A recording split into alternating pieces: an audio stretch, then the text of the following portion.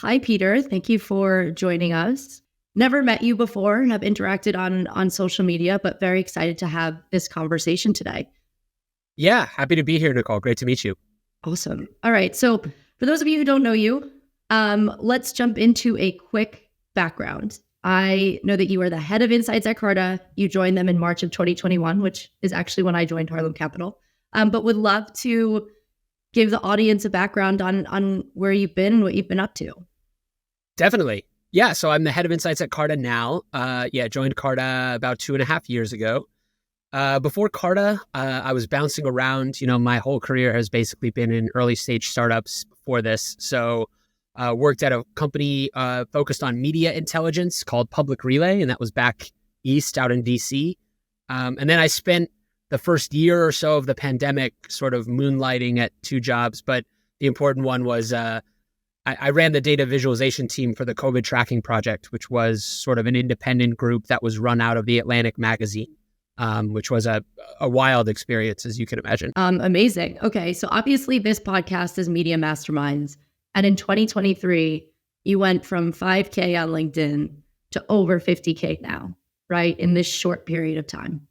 And so my first question for you is, what has led to the influx of sort of insights that Carta is putting out into the market? Because it seems like it's been a concerted effort over the last year or so. And Carta's obviously been around for a little bit now. So I'm curious, what has led to this sort of change?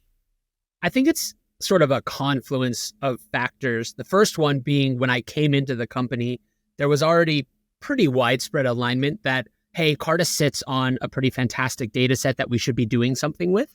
But what that something was sort of the reason that I was brought on to suss out what data that we have access to is good to use in public. What should we be building affinity with Carta towards? And then what should we be, using in our products or monetizing in a different way? So it's an awesome position because I get to have access to all of these cool, interesting data points, but you also think through, what's proprietary enough that it should be behind a paywall of some kind. And then what's actually just more useful for founders and investors to know generally. So that's kind of a consistent conversation that we have. I have it probably twice a week internally. Sure. So I guess just out of curiosity, what percentage of data and insights do you publish versus use internally for sort of like, I guess, product development or whatever you would use it for internally? Good question. I think it's probably something like we publish 80% of the things that we can, 70 to 80%. My default position here, which is not everyone at Carta's position, but I'll just speak personally, is that the vast majority of data that a company like Carta has access to is actually just better used to educate the ecosystem and get everyone on the same page as opposed to making people pay for it. Like the idea that you should have to pay for a PDF or, a really expensive pitch book subscription so that you can find out what valuations are for seed stage companies, like that doesn't really make that much sense. Whereas we can be, good actors in the ecosystem and we can have everyone just understand where the dynamics of the market are. And hopefully that makes easier deals come to fruition for both the founder and for you all on the investment side. Sure. I also think, obviously, Harlem Capital is a very similar mission to what Carta seems to have, where it's trying to demystify VC fundraising, all of those elements of the ecosystem that have historically been very opaque. And so we totally align with what you're doing. And I also think that there is an element to it, right, where hopefully Carta becomes the default sort of cap table management platform or equity management platform for folks who have seen all of these insights, or it sort of creates what I like to call a darling effect, right, where you helped us in the past, right, and I learned so much from you. So Carta is now going to become our provider. Right. And so I do think that exists, right, outside of, making people pay for the subscription, because ultimately also founders probably don't have the capital to pay for those types of insights. Right. So it creates sort of a chicken and an egg problem. So very much, we reference your data all the time. So we very much appreciate it. We send it to our founders. I guess that leads to my next question, which what has led, or I guess, what are the benefits of having a large audience for Carta, but then also individually, right? Because obviously you've built a large name for yourself, right? And it's like have you seen Peter's posts, right? And not, have you seen Carta's post? So I'm curious, what has it done for Carta? And then what has it done for you individually? So it actually wasn't the original intent of the position. We did this, we were putting out graphics and sort of similar style analysis through the main Carta social channels pretty frequently for about 6 months there. And just quite honestly, we were not seeing the pickup that we expected. And I think some of that is just down to the algorithms of the platform favoring a person sharing versus a company sharing. Like they definitely, at least on LinkedIn, which is the primary place for me, they definitely favor posts from people. So that was good. But the other thing that we found was that the tone is different when it's coming from a human being versus a company. You can be more authentic. You can engage in the comments differently. You can sort of be helpful in sort of individualized ways, and where a company kind of just feels like you're going through a conveyor belt of steps when you're talking to someone. So for all of those reasons, I just started putting this out on social as sort of a lark, quite honestly, or just like, hey, maybe this will help a little bit. And then that has become just a primary channel for Carta overall. I think the key for us now is to say, like, what are the benefits of having a larger audience for the company? I think it's kind of difficult to tell you all of the things that have happened over the last 6 months, but a couple of them. So one, with a large audience, especially as an individual at a company like Carta, you just get more into the bloodstream of venture. So you're invited to speak at various things. You're in these VC meetings. You're understanding what's going on with different accelerators and founder groups. So you're just kind of like sourcing all of these questions. It's probably the best, most or cheapest like market research we could have ever done, because so many questions now come into my inbox and other places, and I can route those to different parts of the company.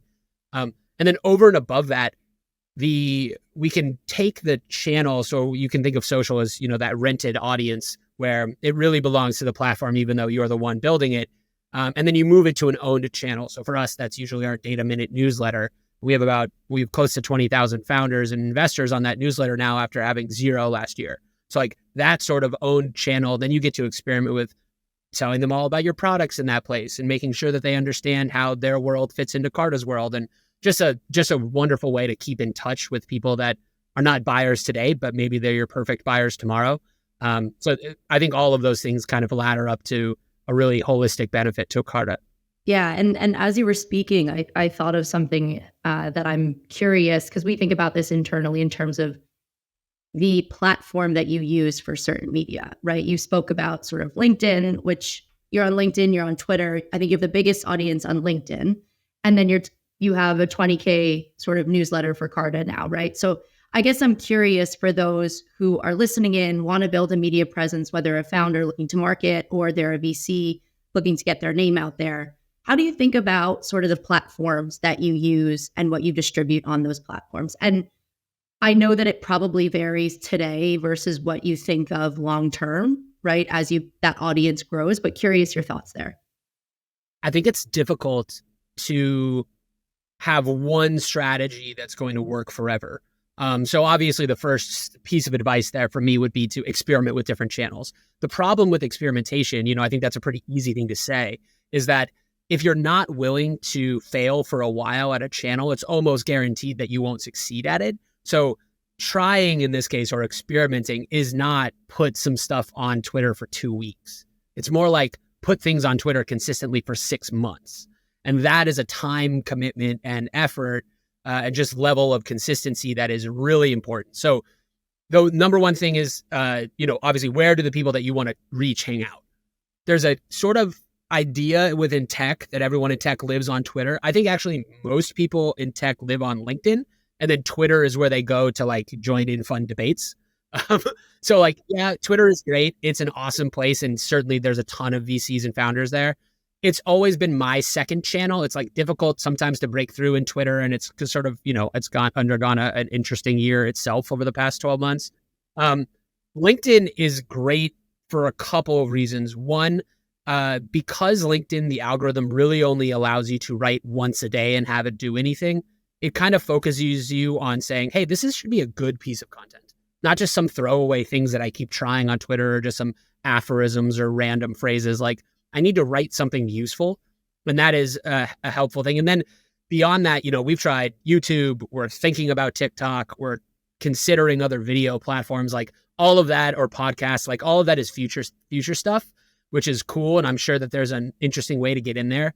The LinkedIn one just has been, when you find success, you double down on it. And that's been the one that has proven to be the most useful. But if anyone's wondering, like the first, call it 3 to 4 months that I was posting consistently on LinkedIn, wasn't showing much growth. There's a time period where you just got to kind of eat it and say, hey, this isn't going to go that well at the beginning. And then it builds on itself and slowly you reach the right people. Yeah.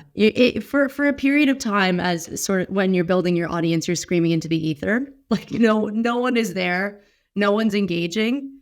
And then eventually, like if you keep at it and you're consistent with your posts and stay pretty niche, I found, you start to build that audience. So question for you is, I'm bigger on Twitter than I am on LinkedIn. And so I have learned over the last, let's say 2 years that I've been consistently posting, the tricks on how to make the algorithm sort of love your content, right? And so you've mastered LinkedIn to a certain extent, right? And you're growing, rapidly right now. So I'm curious, what are those sort of tips and tricks? For Twitter, I know I post twice a day, right? 11 a.m., 5 p.m. And I, sometimes do threads, sometimes do polls, right? And so I've learned how to like beat the algorithm in a certain way. And so I'm curious, what is it for LinkedIn for you? So the 3 things that I've done on LinkedIn that I think have proven helpful. One, every single one of my posts has a graphic. So like I am very focused on images or videos or anything that's not just text. I've done some text only posts. Those just haven't performed as well for me. Maybe there's other people that find them really useful, but so like narrow down the content type to the one that's most helpful. Obviously I'm a data nerd. So like building all of this data viz is something that I was doing anyways for internal Carta stuff. So it's pretty easy to externalize it. The second is, I try not to, there's sort of a tendency within social, I think, to try to find the thing of the day, whatever anybody else is talking about, and then add your perspective on it. That's a useful way to maybe gain followers at the beginning, but really you want people coming to you for your unique perspective. So I try not to follow the news that much, like maybe a couple times, but most of the time it's, hey, here's something interesting that I'm trying to help a specific person with. And then the other tip that you mentioned is, and this is something that people tell you all the time about social, and I think it's true and also false at the same time, which is narrow down your audience and speak to a very specific person. For us at Carta, that's an early stage founder primarily. But what I've found is actually, especially once you're at a decent size, anything over like 1,000 or a couple thousand followers, what you should do then is actually speak to the adjacent people around your target audience. So not just early stage founders in this case, but early stage CFOs, early stage people managers, et cetera, anyone who's interested in startups at that level, because your content will be shared with the founders that you want to touch, or they'll share it with those adjacent personalities. And it just kind of broadens you a little bit. So as soon as you find a niche, I like to just say, broaden it just a touch and like go for an audience right next to them. Which I think most people just continue to double down on the same person again and again. Absolutely. So you hit on this a bit in this response, and it's around sort of data visualization, appearance of media, right? And Carta has been an absolute expert at posting those very digestible graphics. And I think you've mastered it in a way that I haven't quite seen other sort of data platforms do. And so I'm curious, what is the process like to come up with those visuals? Because it is easy to look at and think of it when you see it. But when you see a data set that large and you have to distill it into all of these points, how do you think about it? How do you do it? Yeah, I mean, I honestly could talk for days about this. I actually write a personal Substack called Insightful with 2 Ls.substack.com on just this, like how to turn data into useful graphics. But the things that I would start with, so my experience at the COVID tracking project was instrumental in this because it's the heart of COVID. Everyone is very focused on this data. You're going to get a lot of feedback, good and bad. And you have to put it out daily. So there was this ability that we had to create to have a system of graphics, not just I'm going to spend time, crafting one thing, but how do I build things such that I can put 6 charts out a day if I had to? And that system is I use this just to get into the tech stack a little bit. I use Tableau as my primary. So do some SQL, pipe that into Tableau as my primary visualization tool, play around in Tableau, and then actually take the graphic from Tableau and put it into Figma, where I have some pre-built templates. And those templates include things like headers, footers, links to the right places on our website, et cetera, et cetera. So it has that Carta look and feel. And I really like the Carta design scheme. It's black and white, but like we can use a little touches of color here and there. So that's really helpful. When you're coming into a fresh data set, I think one of the important things to know is when I came into Carta, yes, I started creating graphics, but it was probably 4 months before I put anything online because I was just getting to know the data. There's so much stuff that we have access to. And as you mentioned, you have to be aware of, okay, what kinds of things do we need to exclude? What outliers are skewing this data? You have to get into the nitty gritty of the numbers before you can start putting out graphics that make sense. But once you start to do that, and I do think that people are going to start to do it more frequently, the big advantage of doing this with graphics is that in the comments, people will ask you the next question that you should put out. So today, it's like I put out something on seed funding. I'm sure in the comments of that post, I will find the next 2 or 3 ideas for things to look into. Like it's just kind of like clockwork now. If you have a big enough audience, people just kind of give you the next idea, which is another sort of hidden benefit of growing an audience. Yeah, absolutely. That's actually funny you say that because I get the question a lot. Is like, how do you come up with all your content? Like, where do you get the next idea? And it's literally a flywheel, right? It's like you put out content, you get a question, you know what to sort of like post next, right? How much time do you spend on the data visualization piece? So my routine these days is I will sort of create in a 30 to 45 minute period in the mornings. So that's building the data viz and then writing the post. That's a typical day on LinkedIn for me. And then but the other part of my job is I'm in Tableau basically, a couple hours a day at least, running through things for internal decks, building like longer, big research reports. Like I spend a lot of time in there. So it's not just, 30 minutes in the morning. I think that would be a little bit too modest to say it that way. Yeah. Okay, awesome. Now I want to get into sort of the nitty gritty of the insights that you've been posting recently. Obviously, over the last 3 years in venture in the fundraising market, it's been a bit of a whirlwind, right? And so I'm sure the data has been very shocking repeatedly. It's been shocking for me.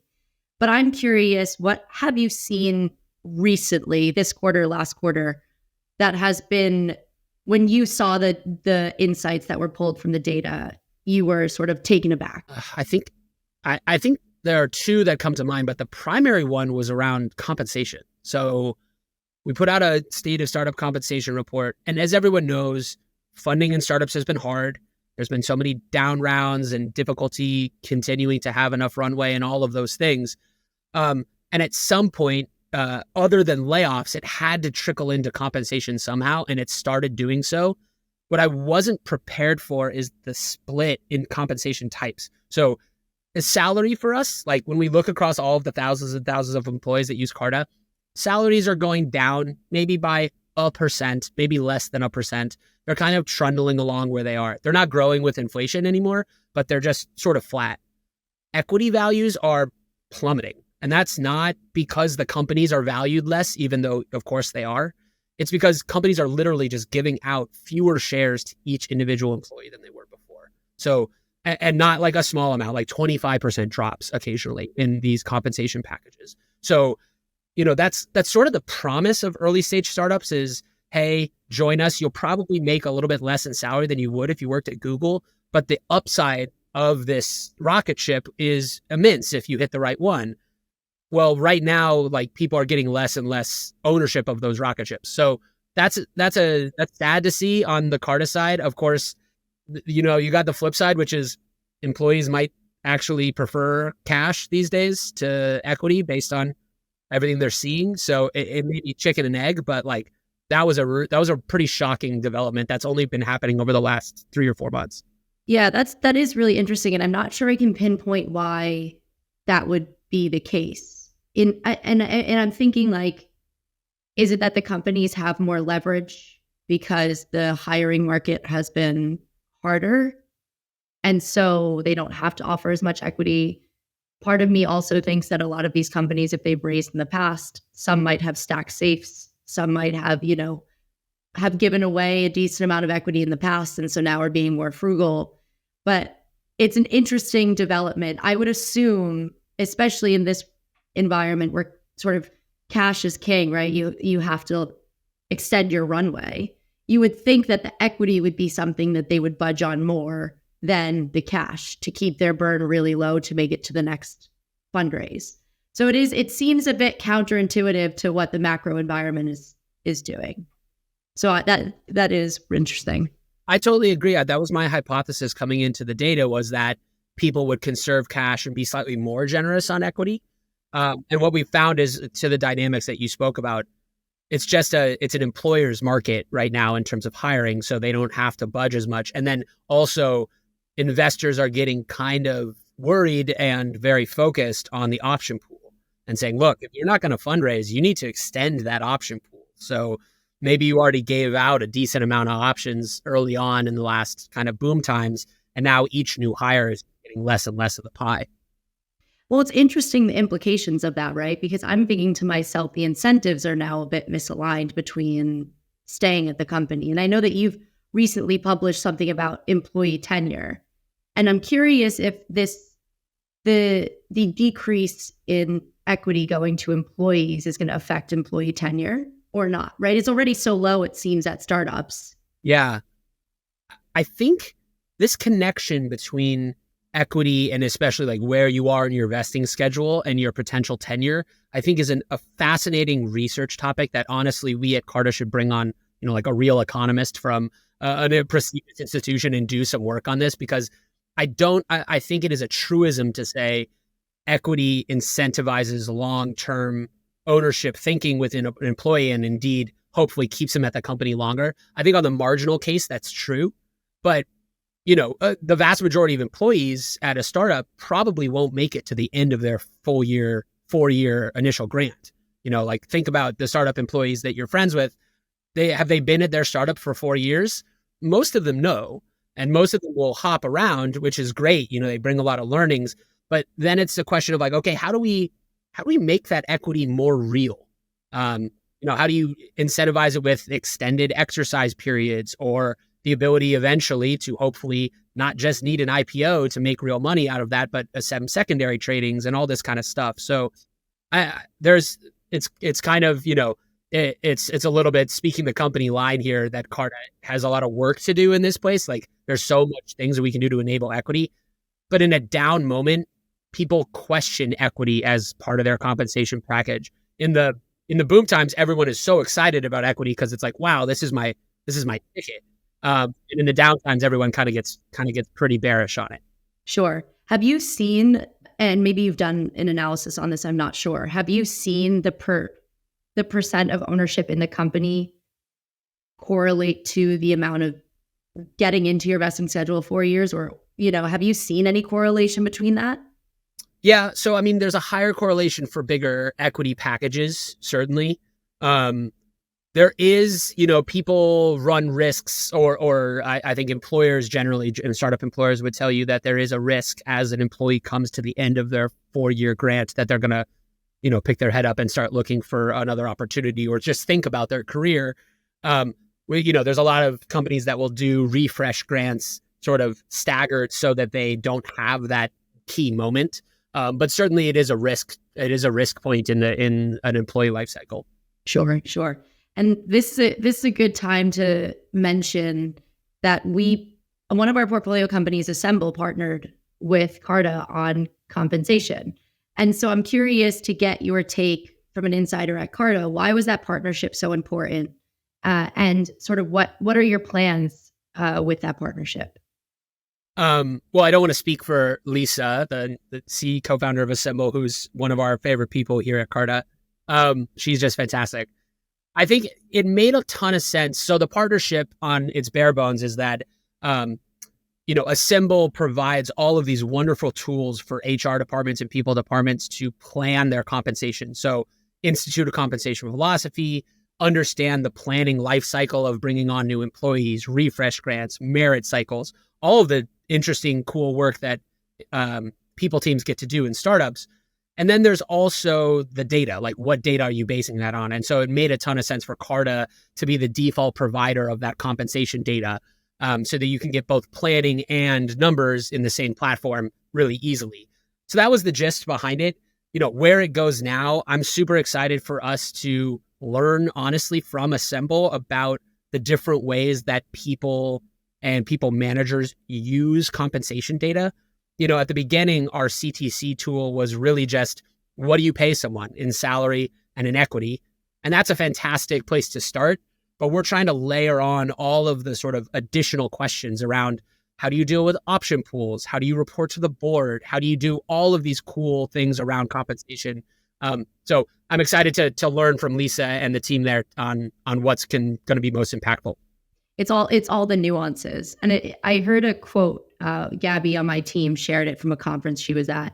And she mentioned that your most valuable asset as a startup are the things that ride up and down the elevator, basically your people, right? And so how do you use the nuances of compensation to retain the best talent, to provide the best packages, right? And take it a level deeper outside of just what equity am I offering or what's the cash I'm giving them?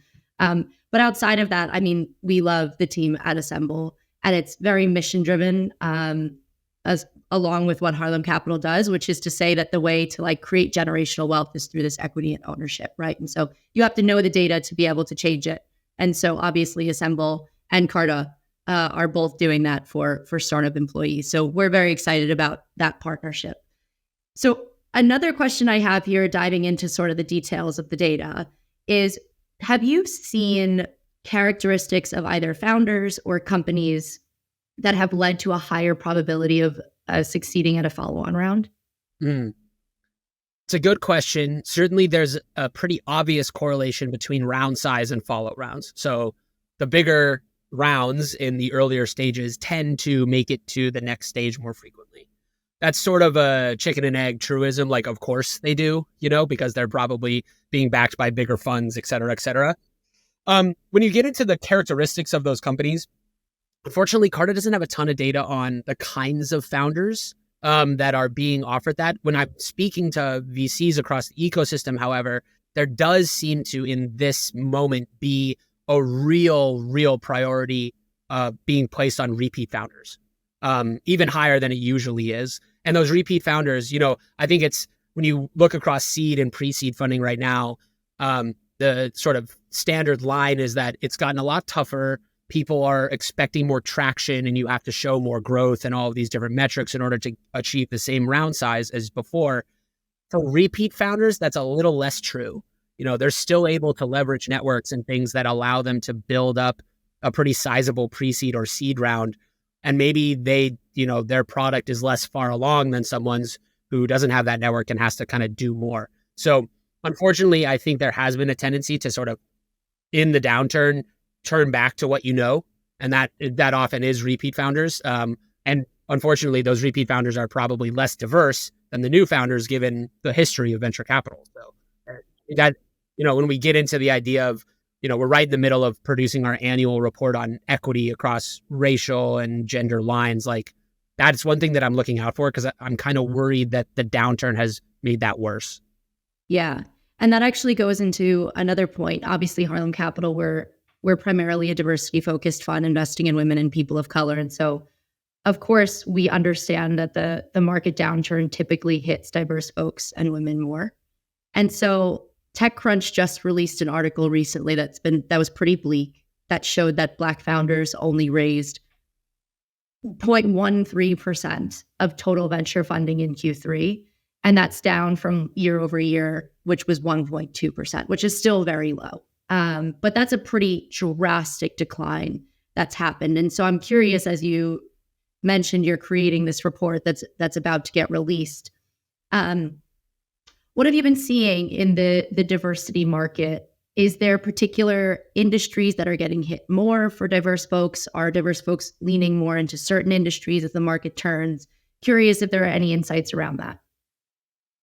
Yeah, so I won't be able to speak very cogently yet on what the industry distinctions there.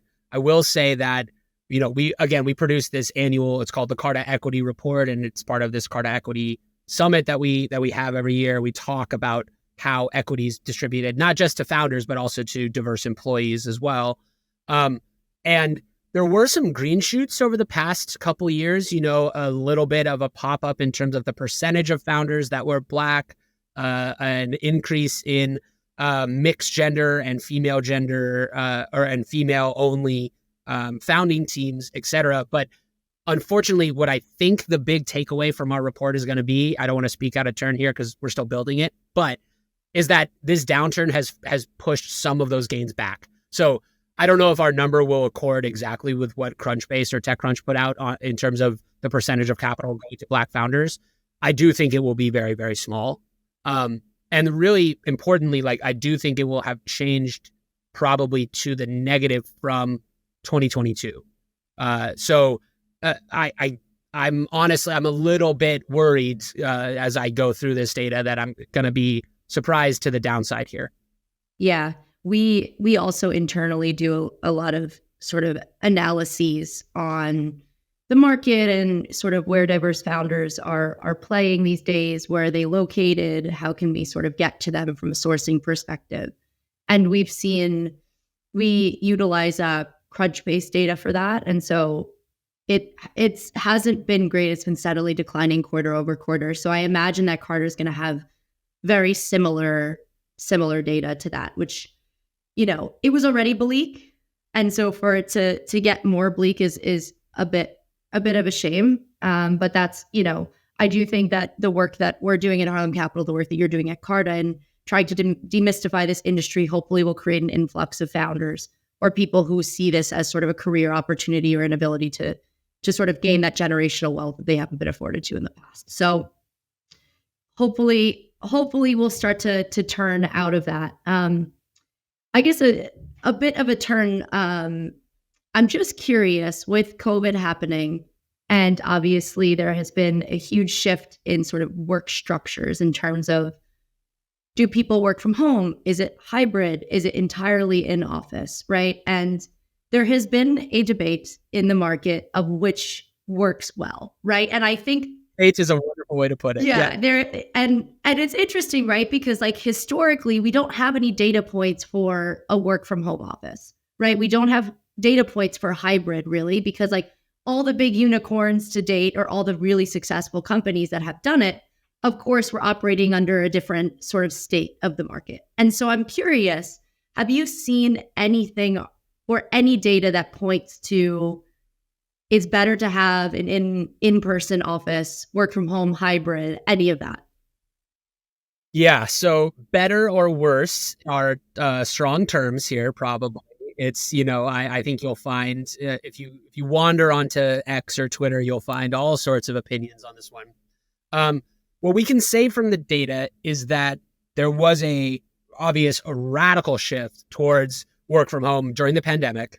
That shift, I think, has, at least on the hiring side, remained pretty stable. So before the pandemic in 2019, something like 65 or 70% of the startup employees hired to companies that are worth less than 100 million were hired in the same state as their headquarters. So same state, probably there's only one headquarters if you're a small company, et cetera, et cetera. You can assume that most of those employees are not working remote. In 2023, that's been flipped. So about 60% of hires live out of state versus the company headquarters for which they work, even at small companies.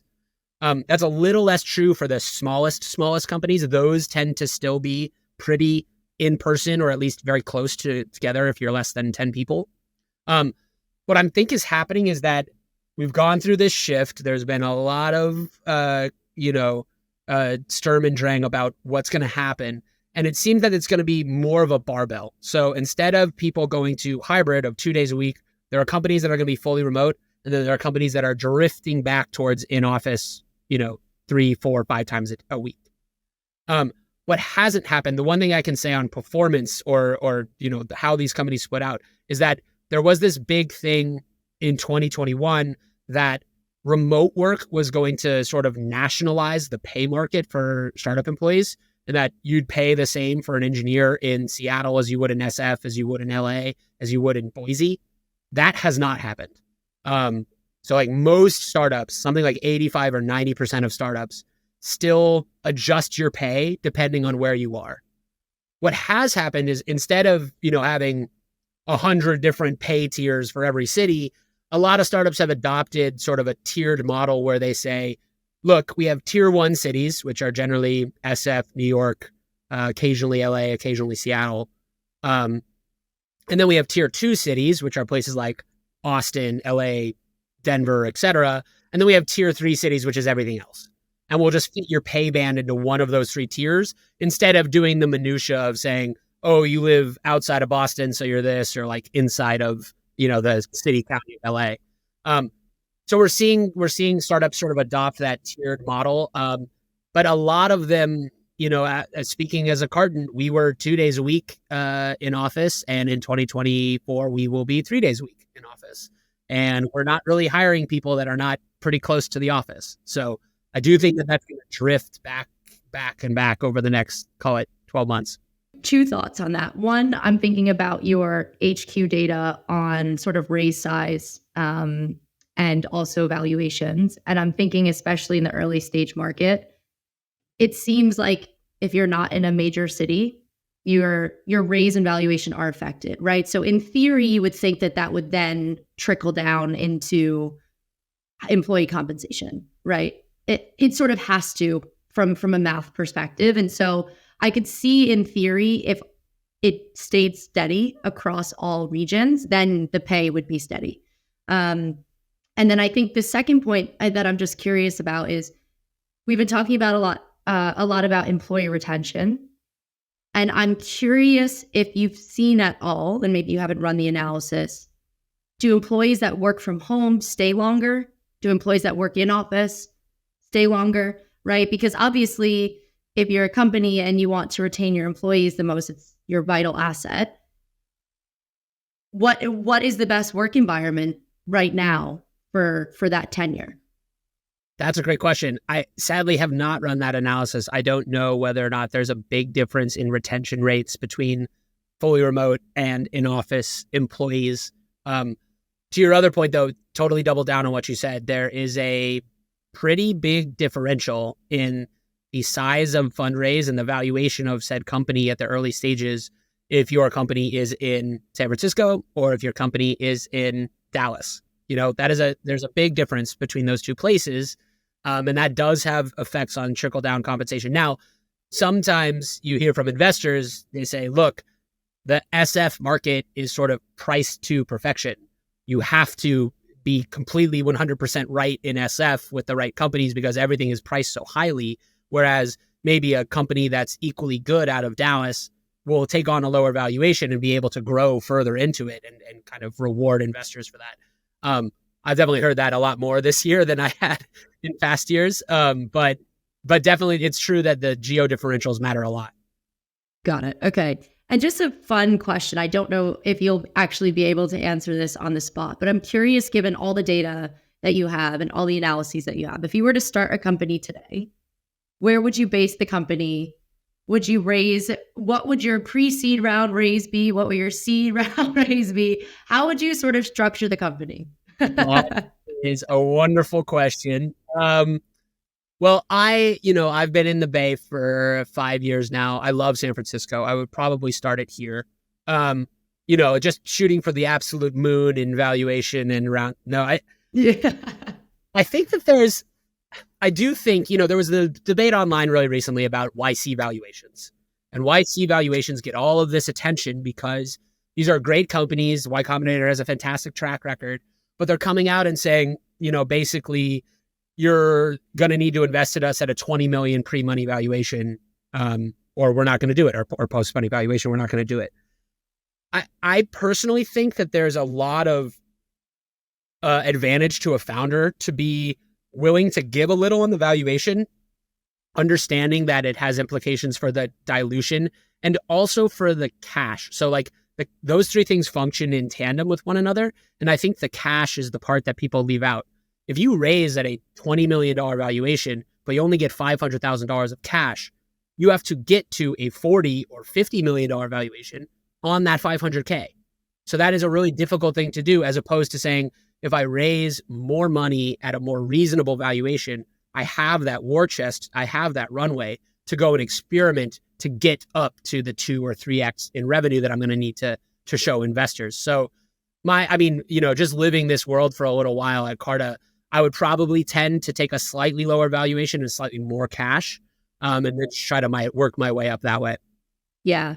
I think what founders don't realize sometimes is that higher valuations mean that you have to outpace the market in a lot of ways. And you're already defying gravity trying to build a startup, right? So then to set yourself up to try to outpace the market and outpace your valuation is just it's not going to work that well. And so I've heard a lot of people say, VCs say, you should have strict KPIs that you want to hit and then back into the cash that you need to hit those KPIs, right? And that is a hard task in and of itself, but raising more also means that people are going to expect you to hit goals further, right? You had $5 million at your seed. Why are you only at, 5K MRR, right? And so there's a lot that comes into it.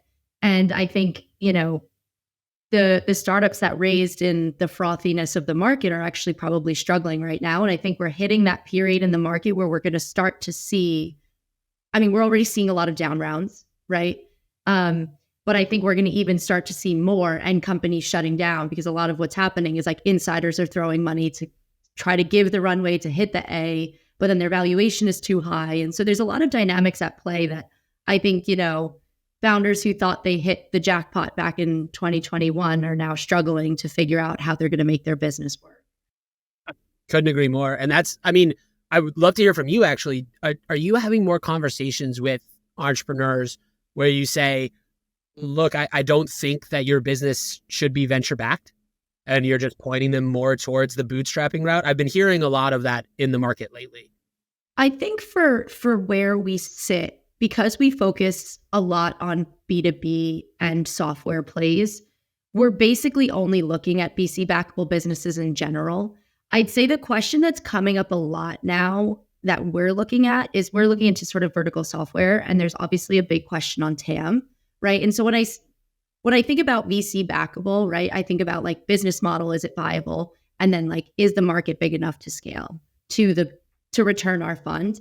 And what we've been seeing is that the market sizing is the big question mark, right? So when we're telling founders like, hey, you should consider a different market, or you have to think about your product expansion, right? Is like, how are you going to capture more of the market to be a VC backable business? And obviously there's a cap on the number of products, right? So we looked at a business that needed 15 products in order to be a VC backable business, right? And that's almost an impossible sell, right? Because like, even if you do 5 of them well, it's like to have 15 products in the market is just like nearly impossible. And so I'd say that by the nature of where we focus, we are only looking at VC backable, but I think TAM has become a big question for us. And so I don't know, it's a tough market, right? Because also telling a founder to bootstrap is like, that's a really hard ask, right? To bootstrap. It's like, and I think, when we focus on diverse founders too, is like those family and friend rounds are sometimes not an option,